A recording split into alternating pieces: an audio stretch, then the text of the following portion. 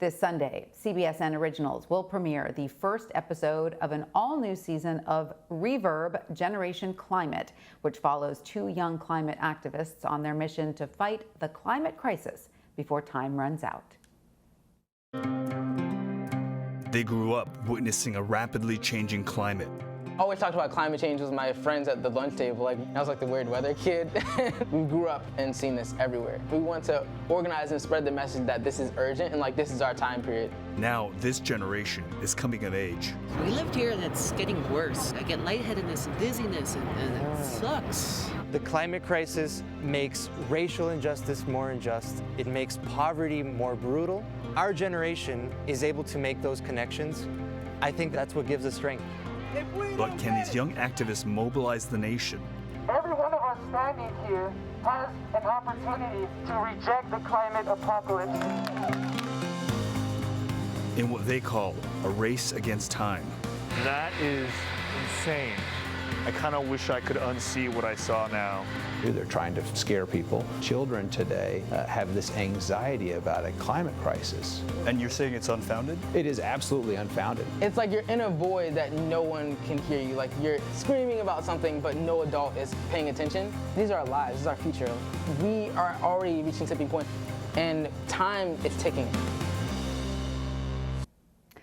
And CBSN Originals executive producer Adam Yamaguchi joins me now for more on that documentary.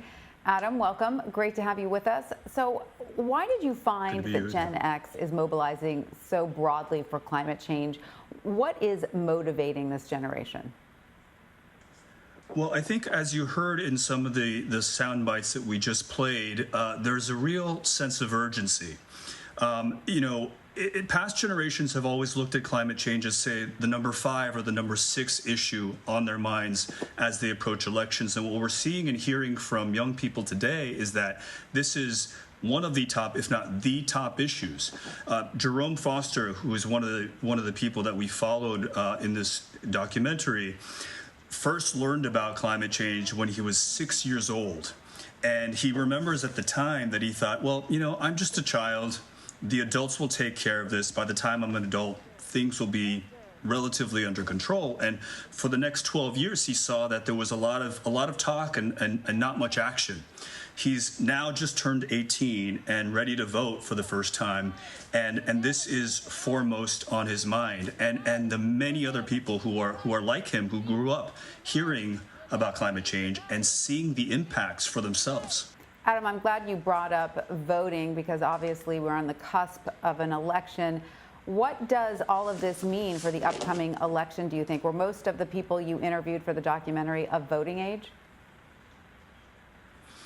Yeah, so the two main young activists that we followed, as I mentioned, Jerome just turned 18 earlier this year. We also followed another activist, Miguel Escoto, in El Paso, Texas, who's 23 years old.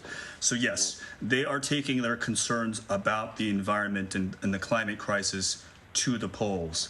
And, I think what is, I guess, the million-dollar question in all of this is, they represent perhaps the most unreliable of voting blocks. Young people typically, they may express their concerns, but they may not necessarily go to the polls. But indications are that young people are far more energized and mobilized to actually getting out to vote in this election, and climate issues are really top of mind for them. And we're coming off the 2018 midterm elections, which saw record levels of participation, particularly amongst young people. And so I think pollsters will point to the fact that they are expecting, based on what they're hearing, to see record levels set yet again. And so, Adam, how have you seen the messaging around climate change evolve over the years? I mean, there were some people that you interviewed in that documentary who still don't seem to think it's that big of a deal. Sure. I mean, there certainly is still a lot of denial and deflection in certain corners, but the conversation has shifted from one of arguing about the whether climate change is actually happening and whether humans have a role in that, to what are we going to do about this? how do we transition our economy to an economy that's predicated on green energy, moving away from fossil fuels. And, there's a real sense of, again, urgency. When I interviewed Jerome for this documentary, we were talking about the fact that there were multiple named storms, hurricanes swirling in the Gulf of Mexico while parts of California were on fire. These are kids who are growing up watching these images play out on the screen, and what prior generations might have sort of relegated to sci-fi movies, some of this is actually playing out now, and that really does have an impact on the conversation.